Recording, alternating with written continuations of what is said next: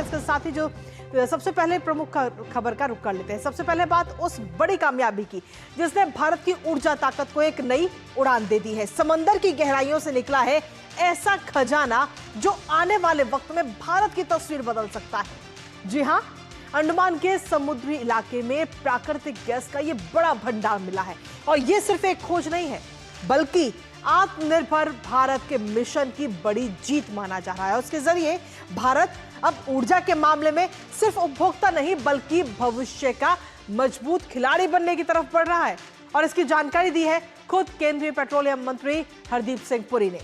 उन्होंने कहा कि आने वाले समय में भविष्य में देश की ऊर्जा सुरक्षा और मजबूत होगी। जानेंगे इससे जुड़े हुए तमाम अपडेट्स अपने सहयोगी से। उससे पहले आपको दिखाते हैं भारत को मिला गैस का खजाना। तो जी हां, भारत को यह गैस का खजाना इस समय मिल चुका है, जहां अंडमान में प्राकृतिक गैस का ये पूरा भंडार इस समय मिला है।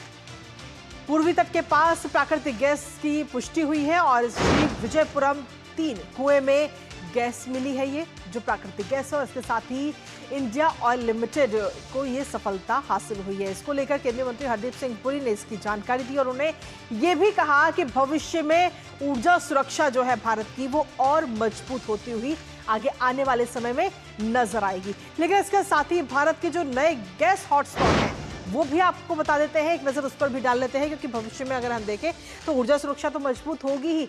इसके साथ ही जो भारत के नए गैस हॉटस्पॉट हैं वो भी आपको 2015 के बाद 172 हाइड्रोकार्बन की खोज भारत के अंदर हुई है और इसमें अगर हम देखें तो ऑफशोर में कुल 62 क्षेत्र ऐसे मिले हैं जहां पर ये प्राकृतिक गैस है। और इसके साथ ही 62 क्षेत्र के अलावा मुंबई ऑफशोर बेसिन की अगर हम बात करें तो वहां पर सूर्यमणि और मुंबई ऑफशोर बेसिन में अगर हम देखें तो वज्रमणि केजी बेसिन, यद्दपल्ली एक अंडमान बेसिन और बंगाल अराकान सेंटीमेट्री सिस्टम भी वहां से मिला है। तो सीधे तौर पर एक बड़ी खोज के तौर पर इसे देखा जा रहा है, जो कि ऊर्जा के क्षेत्र में एक बड़ी उपलब्धि भी और भारत को आत्मनिर्भर बनाने की दिशा में एक महत्वपूर्ण कदम। इसी पर ताजा अपडेट ले लेते हैं। हमारे साथ हमारे सहयोगी तापस भट्टाचार्य इस वक्त जुड़ रहे हैं, सीधा उनका रुख करेंगे। तापस, इस प्राकृतिक गैस के भंडार मिलने से कहीं ना कहीं ये कहा जा सकता है कि विदेशों पर जो निर्भरता है भारत की वो कम होगी और इसके साथ ही भारत उपभोक्ता नहीं बल्कि मजबूत खिलाड़ी बनता हुआ नजर आएगा। तापस, इसमें दो चीजें बहुत अहम है। सबसे पहले तो प्रधानमंत्री ने 2025 में समुद्र मंथन मिशन की घोषणा की थी,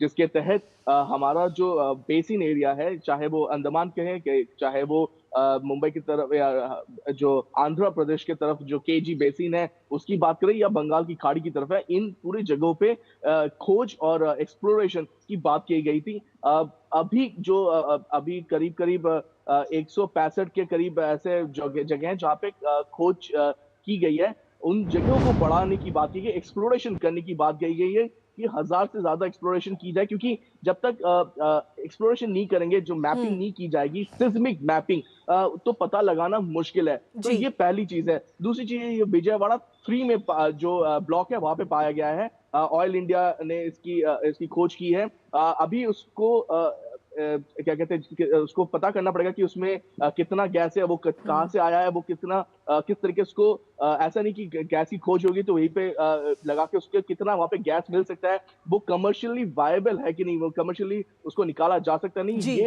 ये सारी जो प्रक्रिया है 3 से 5 साल लग जाते हैं कम से कम, तो ये भी समय है। लेकिन बहुत बड़ी खोज है ऑयल इंडिया के एक्सप्लोरेशन से जरिए। और हमने ये देखा है कि जैसे प्रधानमंत्री ने कहा, समुद्र मंथन मिशन जो है बहुत महत्वपूर्ण हो जाता है। और ये जो हमारा पूरा जगह है, अंडमान से लेके हैदराबाद कोस्टल एरिया, यहाँ पे बहुत सारी ऐसी जगह है जहाँ पे इस तरीके के खनिज मिलने की उम्मीद है। सिस्मिक प्लानिंग मैपिंग की गई है और ये एक तरीके का हम कह सकते हैं कि बहुत महत्वपूर्ण हो जाता है ये सब चीजें। तो इसके साथ ही तापस, अगर इससे खजाने की बात जब हम कर रहे हैं तो इससे अर्थव्यवस्था को किस तरीके से फायदा होगा और साथ ही जो आम लोग, जो दर्शक इस समय हमें देख रहे हैं, तो उनको किस तरीके से फायदा मिलेगा इस खजाने से? तो बहुत महत्वपूर्ण है कृतिका। मैं आपको बताता हूँ, पहला कि हम लोग करीब 90% जो क्रूड ऑयल है बाहर से इंपोर्ट करते हैं, तो वो जी। जो वो आपने देखा जब ये स्ट्रेट ऑफ हॉर्मुज बंद हुआ तो किस हद तक ये इम्पैक्ट किया भारत की अर्थव्यवस्था को। तो सबसे पहले तो वो निर्भरता खत्म हो जाएगी जी। बहुत हद तक। मैं ये नहीं कहता कि पूरी खत्म हो जाएगी, लेकिन जिस तरीके से अगर हम लोग इस तरीके से एक्सप्लोरेशन करते रहे और एक के बाद एक हासिल करते रहे, जैसे इससे पहले राजस्थान में भी पाया गया, अभी विजयवाड़ा 2 में भी पाया गया, तो अगर इस तरह से तो बहुत हद तक ये निर्भरता खत्म हो जाएगी। दूसरी, हम लोग ये जो बाहर से क्रूड ऑयल खरीदते हैं हम्म। वो उसकी पेमेंट करते हैं हम लोग डॉलर में। तो डॉलर बहुत इंपॉर्टेंट हो जाता है। अगर डॉलर इस तरीके से चला जाता है तो, और हम देख पा रहे हैं कि जो डॉलर रूपी का जो डेप्रिसिएशन है वो भी इसका बहुत बड़ा एक कारण है कि हम देख जी। पा रहे हैं कि प्राइसेस जो है इतने बढ़ रहे हैं। तो अगर ये कम होता है तो हमें डॉलर इतनी देने की जरूरत नहीं पड़ेगी और वहां पे भी भारत की इकोनॉमी को बहुत फायदा मिलेगा। बाहर की इकोनॉमी बहुत हद तक एनर्जी अभी ग्रोइंग कर रही है। हमने कहा 2047 तक विकसित भारत बनना है, तो उसके लिए बहुत एनर्जी की जरूरत है